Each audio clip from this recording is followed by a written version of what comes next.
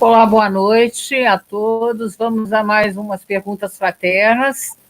Boa noite aí, Sueli. Como é que estão aí as perguntas hoje? Boa noite a todos, boa noite, Tereza. Que a paz do nosso Mestre Jesus nos acolha, nos envolva.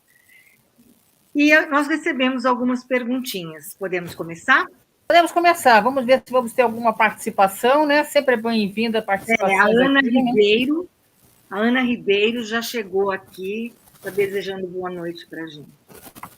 Ana Ribeiro, boa noite, né? Aberta as perguntas. Se você quiser perguntar e participar, por favor, tá bom? Aqueles que vão entrando, vamos participando também. Sempre é bom, né, Sueli? Anima a gente aqui, né? Anima a gente. A gente pensa junto, né? E isso é muito Exatamente. gostoso. Então, vamos lá. A primeira questão que nos chegou essa semana, ela diz assim: a questão do Alzheimer. A consciência já se foi. Qual o aprendizado que resta no dia da morte?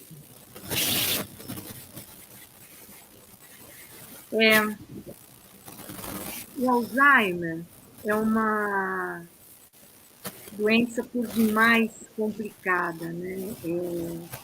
A pessoa perde a consciência, ela começa a ter atitudes de criança, vai voltando até ficar na posição fetal.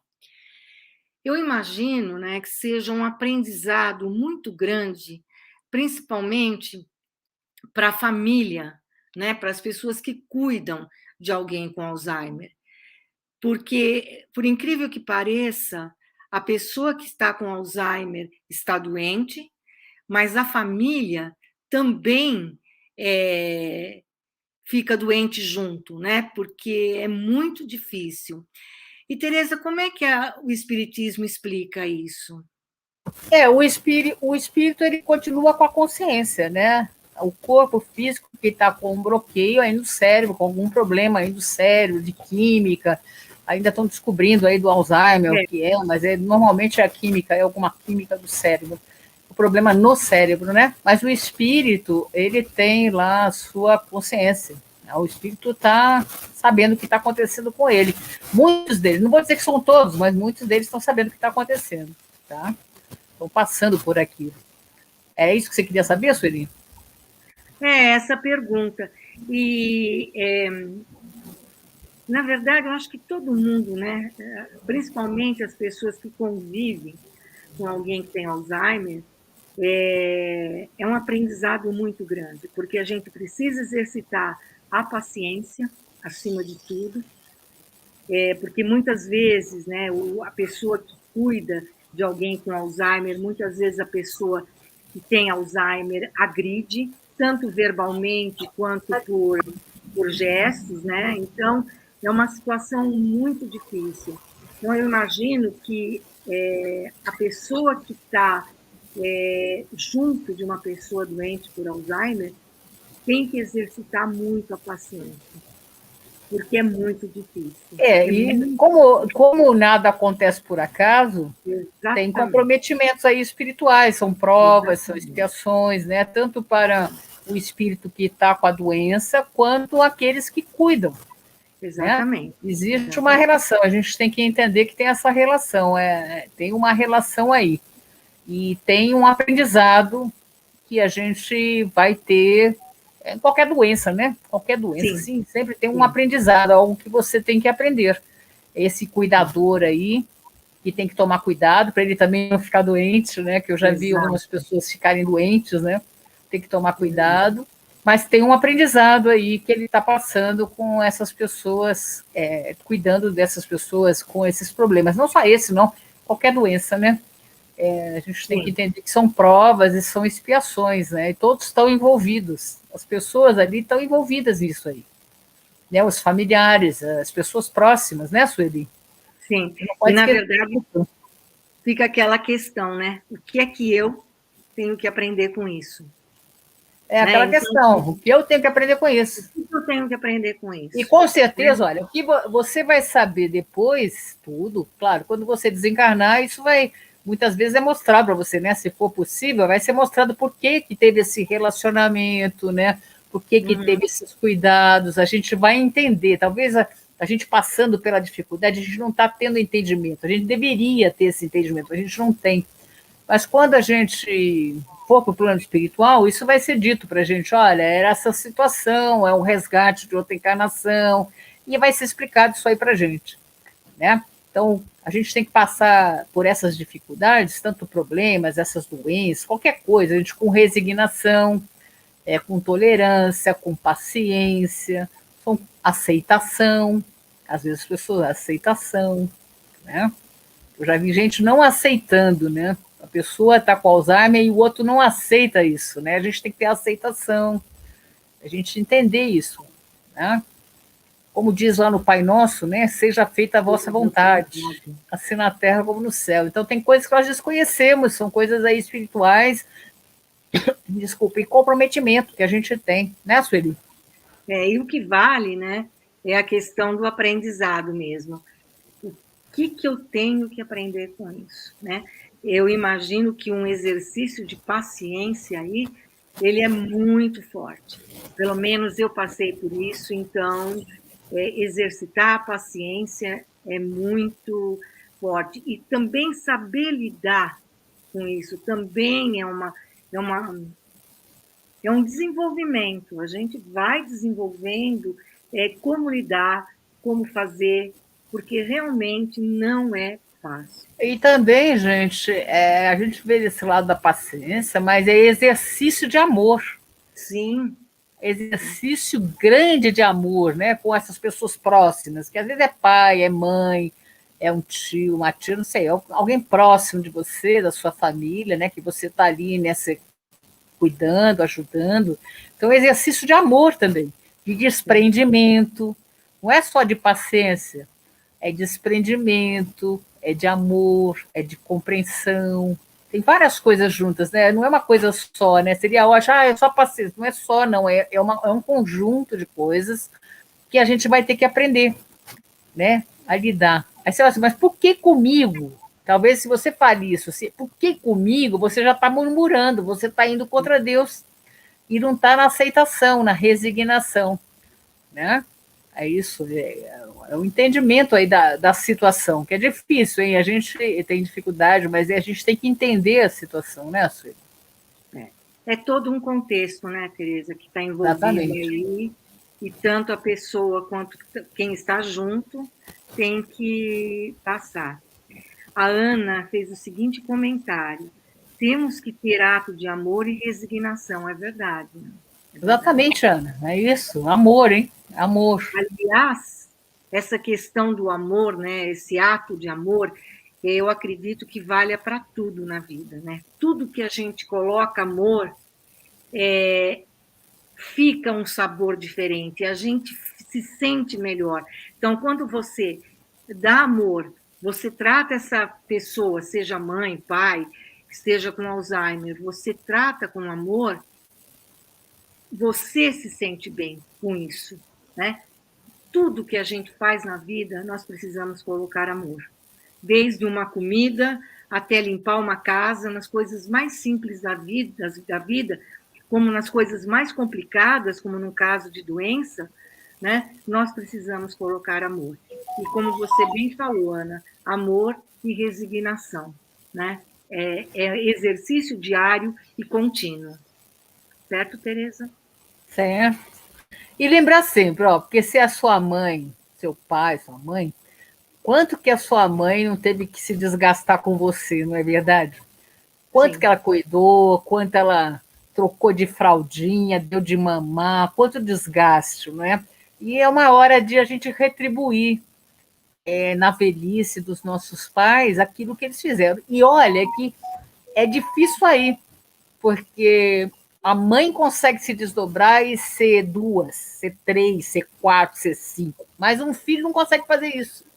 Eu vejo aí muita dificuldade aí nos filhos, a gente não consegue fazer isso.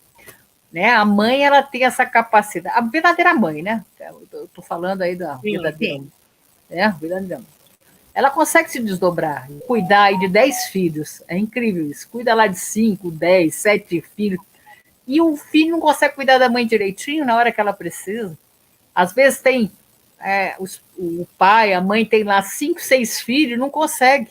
Os filhos não cuidam, né? Dão desculpa, milhões de desculpas, desculpa para a própria consciência, é aquela história, né? Na hora a consciência um dia vai cobrar, né? E ficam dando desculpas e não fazem aquilo que tem que fazer. É desculpa, é porque está longe, é porque está com o marido, é porque está com o filho, milhões de desculpas.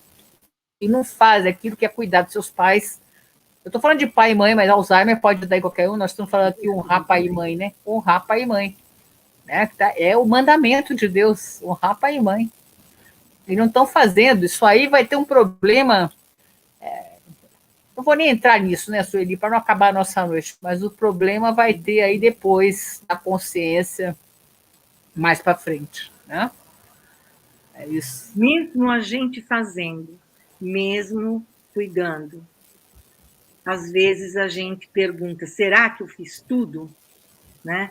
Porque é a consciência mesmo que chama, que nos chama para a razão. Né? Embora a gente tenha feito tudo, nós temos sempre a sensação que ficou faltando alguma coisa. E isso é muito duro, né? Mas bola para frente, vamos lá. Vamos para a segunda, Tereza? Vamos para a segunda. Então, a segunda está falando de depressão. E a pergunta que veio é: depressão tem a ver com subjugação? Então, a gente pode explicar, né, o que é subjugação, que é quando o indivíduo perde totalmente a vontade das coisas e fica à mercê de seu obsessor. Tereza, depressão pode ser encarado como uma forma de subjugação? Não, gente, não. Olha, pode e não pode, porque, veja, a obsessão ela é dividida em obsessão simples, fascinação e subjugação. São 3 categorias aí que o Kardec coloca, né? A subjugação é quando o espírito ele domina, como a Sueli falou, ele domina lá a consciência da pessoa e a pessoa começa a fazer coisas que ele quer que ela faça.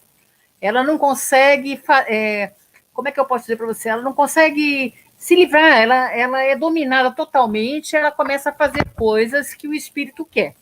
Normalmente são coisas assim que colocam ela num ridículo, colocam a pessoa até num ridículo, porque o espírito ele vai dominando justamente para prejudicar a pessoa. A depressão não é isso. Depressão, ela é uma doença, né? Também de química, né? Cerebral. A pessoa vai perdendo o sentido da vida, né? Ela perde aí a vontade de viver, né? Um negócio muito ruim. E pode ter influenciação espiritual ou não, porque é uma coisa do cérebro. Pode ter influenciação espiritual? Pode sim. Eu, conversando aí com uns grandes psiquiatras brasileiros aí, que eu conheci num local, e a gente estava conversando, e eu falando de espiritismo, ele falou o seguinte: olha, eu, quando tenho alguma coisa psiquiátrica, um problema, porque a depressão, quem trata são os psiquiatras, né? Quando eu tenho algum problema psiquiátrico e eu não consigo solucionar, eu mando lá para o espiritismo. Olha que legal que ele falou. E ele é ateu, hein? Esse psiquiatra é ateu. E aí, quando as pessoas lá do espiritismo não estão conseguindo resolver o que estão fazendo, manda para mim. Né? Então, nessa conclusão que ele falou, eu percebi que tem 2 coisas que têm que ser feitas. Uma, você ir lá no espiritismo, tomar os seus passes, né? Fazer lá uma sequência de passes, lá se equilibrar. Quem tem uma depressão, quem tem qualquer doença psiquiátrica, né? Porque ali não estava falando só da depressão. E também ir com ajuda médica dos psiquiatras, alguns precisam de psicólogos, dependendo do caso de psicólogo, de psiquiatra, às vezes só o psiquiatra resolve. Então, um conjunto de coisas para poder sair da depressão. E a depressão pode ter comprometimento espiritual? Pode sim. É uma subjugação? Eu não vejo por aí, né? Porque a subjugação é domínio. O cara começa a fazer isso aí, não. Ali pode ter uma obsessão, né? Uma obsessão da pessoa ficar com seus pensamentos, remoendo seus pensamentos, uma coisa ruim. Pode ter? Pode. Agora, se nós pensarmos, pode chegar uma subjugação? Pode sim. né? Dependendo como foi esse domínio do espírito, pode o espírito dominar e a pessoa começar a fazer. Pode sim, tá? Mas a princípio, eu não vejo assim, viu, Sueli? A princípio, eu não vejo. Eu vejo que tem o componente espiritual sempre, que a gente tem que. Eu não vou falar tratar, porque parece que está tratando, né? Mas não é tratar, vai cuidar, né? Da parte espiritual e da parte emocional, da parte psicológica, lá tem que cuidar de tudo, né? A parte química, biológica também, fisiológica, né? Acho que é bem aí, né, Sueli? E, aliás, né, Tereza, isso vale para qualquer doença, né? Embora a gente faça o tratamento espiritual, né, vá tomar o passe, faça as assistências, isso não quer dizer que a gente deva abandonar o tratamento médico, né? Então, o tratamento médico mais o espiritual, esses dois lados se complementam. Então, eu não posso achar que só porque eu vou fazer um tratamento espiritual, já vai estar tudo zerado, vai estar tudo bem. Eu não posso esquecer que a ciência também está aí e o médico, o tratamento médico também precisa ser feito. Na verdade, é a junção das duas coisas. E uma das coisas que a gente ouve sempre em casa espírita é isso, né? Não abandone o tratamento do seu médico, né? Porque é a junção das duas coisas o que vai dar o equilíbrio para você enfrentar as diferentes situações. A Ana, O equilíbrio físico, mental e espiritual, né? sim, sim. A Ana coloca exatamente isso. Também temos que ter equilíbrio emocional para lidar com os desafios, é verdade. Né? O equilíbrio emocional, ele nos ajuda muito a resolver os desafios, a enfrentar os problemas, né? Então, nós temos que buscar esse equilíbrio emocional. Mais alguma coisa? E esse equilíbrio emocional, a gente vai, quando está o espírito, né? Você está bem com você, está tudo, menos doença você vai ter, né? Probabilidade de doença, porque a gente sabe que a doença ela começa lá no espiritual e ela vem para o corpo físico. E aí, quando ela chega no corpo físico, tem que ter o tratamento físico, né? Por isso que os médicos, porque aí já atingiu o físico. Quando ele está ainda só a nível espiritual, a gente tem condição, mudando forma de pensamento, as coisas, né? Esse tratamento energético aí das energias, isso aí é importante, né? A acupuntura. Eu gosto muito de acupuntura, sabe, Sueli? Eu Adoro também. acupuntura. Então, a acupuntura, ela trata dessas energias antes de acontecer no corpo físico. É engraçado isso aí. E é verdade. Né? Eu tenho muitos casos aqui para contar e é uma verdade isso aí. Você trata a energia lá no mundo, a parte espiritual, né? Na parte energética, espiritual e energética. Então a gente sabe que tem muitas doenças que é o psicológico que ocasiona, gente. Se a gente começar a ficar pensando muito em doença, né? Eu conheço gente que só pensa em doença. Você liga para a pessoa, ela está com uma doença. Toda hora ela está com uma doença. Ou é o negócio do dedo do pé, ou no olho. Toda hora tem uma doença. Né? Aí vai chegar a doença, de tanto você pensar, né, que você, e não tem doença, só é aquele hipocondríaco, né? Mas tem gente assim, que aí uma hora vai chegar a doença, de tanto você pensar, né? Então você tem que pensar positivo, pensar otimista, ter fé em Deus, confiança, isso é importante.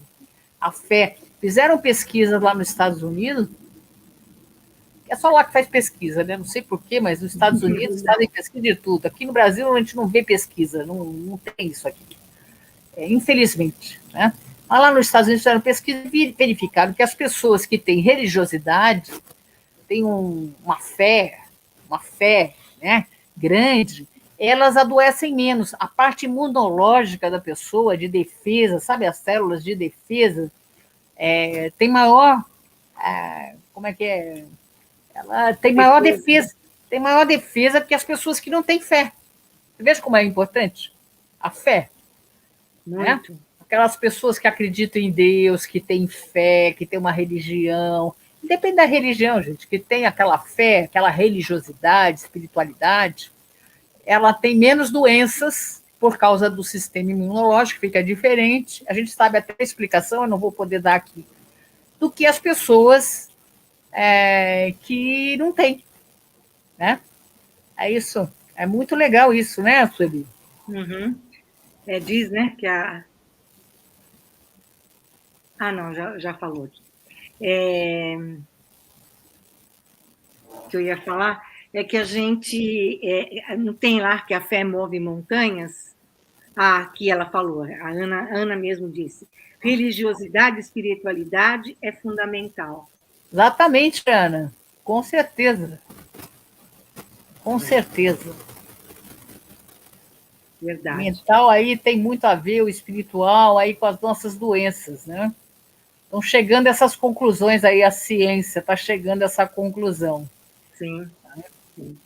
Já tem até em cursos de medicina, né, uma disciplina que é voltada para a espiritualidade, não tem? Daqui a pouco os médicos estão Já tem complicados, esses alguns, médicos. né, que acreditam nisso. Então, vamos lá. A terceira, já que falamos em fé, ela pergunta como desenvolvermos a verdadeira fé. Acho que primeiro, né, a gente tem que pensar no que é fé. Muitas pessoas acham que ter fé é ler a Bíblia, é ir à missa todos os domingos, é ir ao culto todos os domingos, ir ao centro todos os domingos. Mas a fé verdadeira é muito mais do que isso, né? Ela coloca a nossa mente e o nosso corpo em equilíbrio. Então, nós, quando passamos por uma dificuldade, por uma situação complicada, nós não reclamamos, nós não murmuramos, nós não dizemos, Deus não está com nada, Deus não existe. Mas, na verdade, né, lá no fundo, a gente precisa acreditar nesse ser maior que é Deus, né? Segundo os espíritos que a gente está estudando até no livro dos espíritos, em obras também que a gente fica sabendo que são psicografadas, a fé ela é muito mais forte do que a gente possa imaginar. Ela é um sentimento inato e está na nossa consciência. E como nós, né, passamos por várias encarnações, a fé pode ser mais ou menos forte, de acordo do que a gente já fez em outras vidas, né? É claro que muitos indivíduos acreditam mais em si e nesse Deus, né, nessa coisa, nesse Deus maior que é capaz de tudo, né? Que não existe o impossível para ele. Então, a verdadeira fé não é a gente encher a boca e falar que vai à missa todos os domingos, que vai ao culto todos os domingos, que vai ao centro espírita todos os dias. Porque tem muita gente que faz tudo isso e, na verdade, não tem fé. Ter fé é acreditar em Deus, nessa ligação que nós fazemos por meio da prece com Deus. Porque só nos comunicamos com Deus por meio da prece. Seja uma prece feita pronta, como seja uma conversa que a gente tenha, que também é uma forma de prece. Muitas vezes, uma prece decorada não faz sentido nenhum, mas uma conversa com Deus, de coração, né, nós conseguimos coisas inacreditáveis. Eu mesmo sou testemunha disso, uma coisa que me aconteceu, que eu coloquei a minha fé em teste naquele momento. E eu acreditei, e aconteceu. Tereza? Fé, gente, é confiança, né? Nós confiarmos plenamente em Deus. Eu acho que é mais do que acreditar, viu, Felipe? É confiança no Criador, é né? interno, né, Tereza? É interno. E isso é uma conquista do espírito, né? Ele vai aprendendo, ele vai compreendendo, né? Vai tendo entendimento, e aí ele vai passando, às vezes, para a razão, né? Para o nosso entendimento, para a nossa compreensão, e isso vai fortalecendo a nossa fé. Você vê que Jesus fala que a fé é como se fosse um grãozinho de mostarda? Isso. A fé é que nem um grãozinho de mostarda. Você sabe o que é uma mostarda? Mostarda é uma hortaliça que dá uma árvore gigantesca.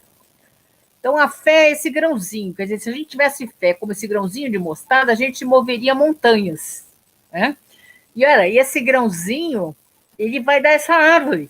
Então, você veja o crescimento que vai ter essa fé dentro de nós, quando a gente tiver entendimento. Por isso que, dentro da doutrina, a gente chama de fé raciocinada, né? Não a fé cega. Não sei se já ouviu. A fé cega é uma fé que você não tem compreensão, não tem entendimento. Você vai ali, sei lá, é uma fé sem entendimento. Agora, é uma fé que você vai raciocinando, vai compreendendo a situação, você vai se fortalecendo e vai ficando grande, gente. Essa confiança que você vai tendo em Deus, né? Essa confiança em Deus. Então, é um trabalho, é um exercício. A gente vai. Eu acho lindo, né? Quando eu vejo uma pessoa com essa fé aí grande, que eu já vi algumas pessoas assim que transcendem tudo, essa fé maravilhosa, e nasce com a pessoa, né? E você vai adquirindo nas suas encarnações, vai fortalecendo isso através das encarnações, e você nasce com isso aí. Né? Tem pessoas pequenininhas que têm essa fé gigantesca, né? Não sei se você já viu isso, Sueli, mas é bacana. Né? A fé é como um grãozinho de mostarda. Sim. É muito lindo mesmo isso, né? Na verdade, assim, você vai desenvolvendo pouquinho por pouquinho, né? E você vai construindo essa fé maior. Então, hoje eu posso dizer que eu não tinha fé nenhuma, mas você vai trabalhando isso aos poucos, você vai entendendo. Eu acho que entender esse processo todo, né, e começar a estudar, eu acho que vai te ajudando nessa construção da sua fé. Né? E você vai melhorando a cada vez mais. É claro que não é de um dia para o outro. Eu vou dormir hoje, amanhã eu acordo e falo, hoje eu tenho fé. Né? Mas a fé verdadeira, ela vai indo aos poucos. E a gente vai crescendo junto e vai confiando, acreditando cada vez mais. Né? Regando esse grãozinho de mostarda e construindo essa hortaliça gigante, aqui, essa árvore aí de mostarda, né? É lindo isso aí. E se a gente trabalhar mais evoluído, a gente não desconfiaria da nossa fé, né? Porque a dúvida, né? Nós temos uma dúvida. A dúvida atrapalha isso, né? A gente tem que ter total confiança. A dúvida. Nós duvidamos muito, né? Esse é o problema aí, a dúvida. É dúvida. Será que tem Deus mesmo? É dúvida. Será que tem espírito mesmo? Dúvida. Será que tem vida após a morte? É dúvida. São dúvidas, né? Verdade, verdade. Aí, se a gente olhasse Jesus, né, que ele traz para nós, entendêssemos o ensinamento desse, compreendêssemos com o coração tudo, a gente não teria essa dúvida. Porque ele veio explicar para nós tudo isso aí, que existe a vida após a morte, que o espírito continua, que tem os espíritos. Aí ele vai explicar tudo isso no seu evangelho, né? Não precisa ser nem doutrina espírita, é o evangelho. É o evangelho, verdade. Bom,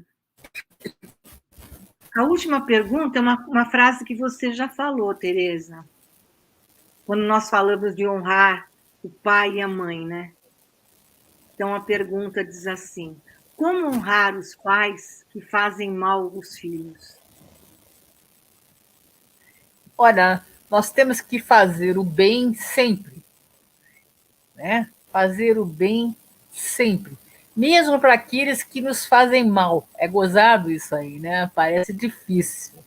Então, honrar o pai, nós temos que lembrar que os nossos pais, por piores que eles sejam, pior categoria que possa ter na sua visão, né? Porque aí, às vezes é a visão da pessoa, né? O pior pai que possa ser, Ele deu a vida ao seu corpo físico. Ele te deu a possibilidade de você encarnar aqui.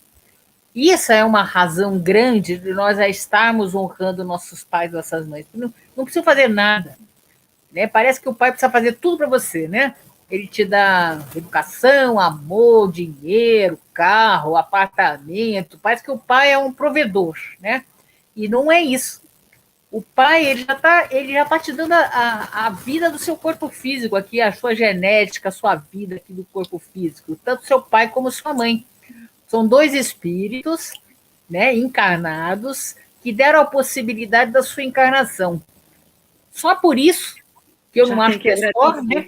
Eu não acho que é só, viu, Sueli? Eu acho que é muito. É para você honrar o seu pai e sua mãe. Mesmo que ele seja muito ruim, mesmo que ele tenha um caráter duvidoso, mas você, tendo esse entendimento, cabe a você aquilo que a gente estava comentando, cuidar do seu pai. Uma vez, uma pessoa chegou para mim, né, nas minhas exposições, e justamente ela perguntou sobre isso. Ela falou assim, como é que eu posso honrar o meu pai, Tereza, se meu pai assassinou a minha mãe? E hoje, meu pai, e ela continua a história, né? Como é que ela podia honrar se o pai assassinou a mãe? E hoje o pai está muito velhinho, doente, e ela tem que cuidar dele. Como é que fica isso? Veja que interessante. Interessante não, é triste, né, a situação, gente. Mas, e o que eu disse a ela, faça isso. Cuide do seu pai. Apesar de tudo isso que aconteceu, por quê? Porque todos eles estão envolvidos nessa história, né, gente? Ela como filha, os pais. Tem alguma coisa ali que a gente não consegue entender hoje. É aquilo que eu digo, quando desencarnar, talvez entenda tudo. E ali você tem que fazer a sua parte.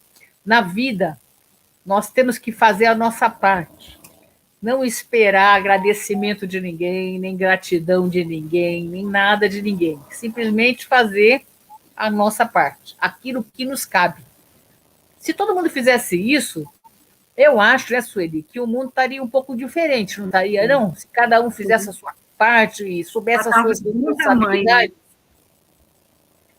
Já seria de bom tamanho, né?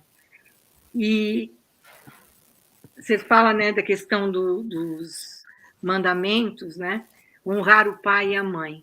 Seria muito fácil honrar o pai e a mãe se eles fossem bons, muito bons. O difícil é honrar o pai e a mãe quando, muitas vezes, o pai espanca o filho, enfim, né? Não liga para o filho. Mas, de qualquer forma, nós temos que entender que tudo tem uma razão de ser. Nada é por acaso. Talvez se eu estou naquela família, com aquele pai e com aquela mãe, isso tem uma explicação. Né? Isso tem uma razão de ser. Então, eu acho que é bem isso, né? Que honrar o pai e a mãe não tem... Nós não temos... o mandamento não diz honrar o pai e a mãe só se eles forem bons com vocês. Na verdade, não. Honrar o pai e a mãe. E como você bem disse, Tereza, só o fato dos dois, né, terem se unido e nos construídos como filhos, segundo a ciência, né, e espiritualmente eles terem nos aceitado essa possibilidade da gente reencarnar com esse pai, com essa mãe, nós só temos que agradecer, né? E talvez se esse pai ou essa mãe nos trate mal, não, sei lá, nos espanque, é difícil falar na questão do perdão, porque nós somos muito pequenos ainda para entender isso. Mas o certo, o correto, seria a gente perdoar. Mas... Temos que lembrar também, Sueli, que nós temos a família que merecemos e a família necessária para a nossa evolução espiritual. Exatamente. Nós temos a família certinha para a nossa evolução espiritual e para os nossos resgates, nossas provas, nossas expiações, Sim. nossas tarefas e a nossa missão, né? Nós temos a família, ninguém tá, eu estou nessa família por acaso. Não, tem a razão disso aí, né? Então a Tudo tem uma gente, explicação.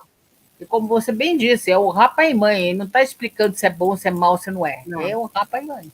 Né? exatamente. Muito legal. Mais perguntas? Não, né? Não, Tereza, acho que podemos encerrar por hoje, né? Então, vamos agradecer a participação da Ana Ribeiro, né, que esteve conosco aqui, as suas colocações, tá, Ana? Vamos estar aqui, se Deus quiser, na semana que vem, nesse mesmo bate-horário, aí, conversando mais sobre perguntas fraternas. Muito obrigado, uma boa noite. Com você, Sueli. Despedidas. Boa noite a todos, obrigada pela presença, e vamos pedir a Jesus que nos proteja até quarta-feira, quando a gente se encontrar de novo. E com certeza o plano espiritual vai levar esse nosso desejo, esse pedido até Jesus.